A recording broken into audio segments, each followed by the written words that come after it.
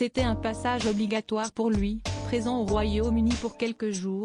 Le prince Harry a profité de sa matinée, ce vendredi 8 septembre, pour rendre hommage à sa grand-mère Elisabeth II, morte il y a un an, en se rendant sur sa tombe. Un moment de recueillement en solo.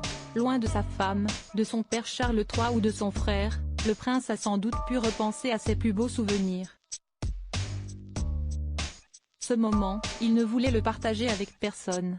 Ce vendredi matin, alors que le Royaume-Uni tout entier célèbre le premier anniversaire de la mort de la reine Elisabeth, le prince Harry s'est rendu à Windsor où la souveraine est enterrée, pour un moment de recueillement loin des regards.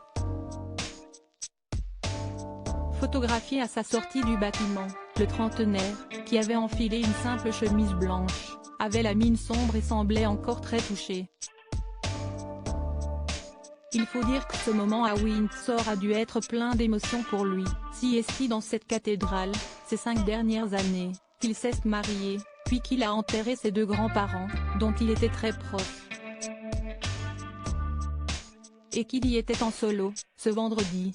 Loin de sa femme, Meghan Markle, restée aux États-Unis avec leurs 2 enfants, mais aussi de son père, le roi Charles III ou de son frère William, avec qui les relations sont très difficiles, le trentenaire a sans doute pu laisser libre cours à ses émotions. Contrairement à son hommage de la veille.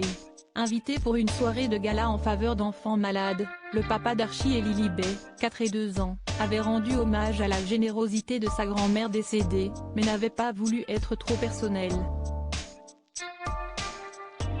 On imagine donc qu'un solo sur sa tombe, il a pu se lâcher un peu.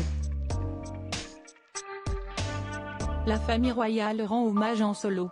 Ou presque, selon certains journalistes britanniques. D'autres membres de la famille auraient également fait le trajet jusqu'à Windsor dans la journée pour aller voir la tombe. Alors, Harry a-t-il par exemple retrouvé ses cousines Béatrice et Eugénie d'York, avec qui il s'entend encore bien? Ou plutôt sa tante Anne, l'un de ses oncles, ou des cousins, Zara et Peter Phillips, Louise et James Mountbatten Windsor, avec qui les relations sont plus compliquées depuis son départ de la famille royale? Personne ne le sait. En tout cas, pas son frère, le prince William, ni sa belle-sœur Kate Middleton. Le couple, qui vit à Windsor le reste de l'année, est parti pour la journée au Pays de Galles. Le roi Charles III, quant à lui, est resté à Balmoral où il a assisté à une messe dans la matinée. Et le rendez-vous entre le père et le fils, qui avait été annoncé, semble finalement encore une fois compromise avant que le prince Harry ne reparte en Allemagne pour les Invictus Games.